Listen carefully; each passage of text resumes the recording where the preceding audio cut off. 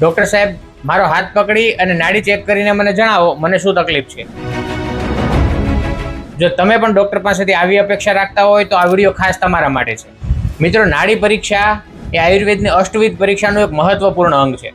નાડી પરીક્ષા એ દોષોનું પ્રાધાન્ય, દોષોની ગતિ અને શરીરનું અસંતુલન કઈ દિશામાં જઈ રહ્યું છે એ જાણવામાં ખાસ મદદરૂપ થાય છે. પરંતુ માત્ર નાડી પકડીને તમને ડાયાબિટીસ છે, તમને બીપી છે કે પથરી છે, તમે કાલે રોટલી ખાધેલી કે તમે કાલે પૂરી ખાધેલી, તમે 6 મહિના પહેલા B12 ના ઇન્જેક્શન લીધા છે કે બીજી કોઈ દવા લીધી છે, આવું સીધું કહી દેવાની સમજ નાડી બિલકુલ આપતી નથી. તેમ છતાં ઘણા બની બેઠેલા વૈદ્યો, જેમાંથી કોઈ નાડી પકડીને તો કોઈ હાથની આંગળી પકડીને, જ્યારે કોઈ પગનો અંગૂઠો પકડીને એવું કહી દેતા હોય છે કે તમને આ તકલીફ છે. પરંતુ શાસ્ત્ર આ રીત સાથે બિલકુલ સહમત નથી.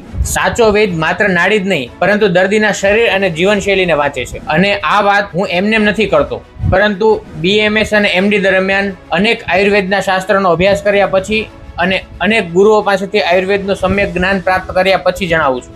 યાદ રાખો મિત્રો, નાડી પરીક્ષા એ ખૂબ કિંમતી વિજ્ઞાન છે, પરંતુ એને ચમત્કારમાં ખપાવી દેવું એ એટલું જ આપણું અજ્ઞાન છે. જો તમે પણ આવી અપેક્ષા રાખતા હોય કે કોઈ વૈદ નાડી પકડીને કહી દે કે તમને શું તકલીફ છે, તો ખાસ ચેતજો.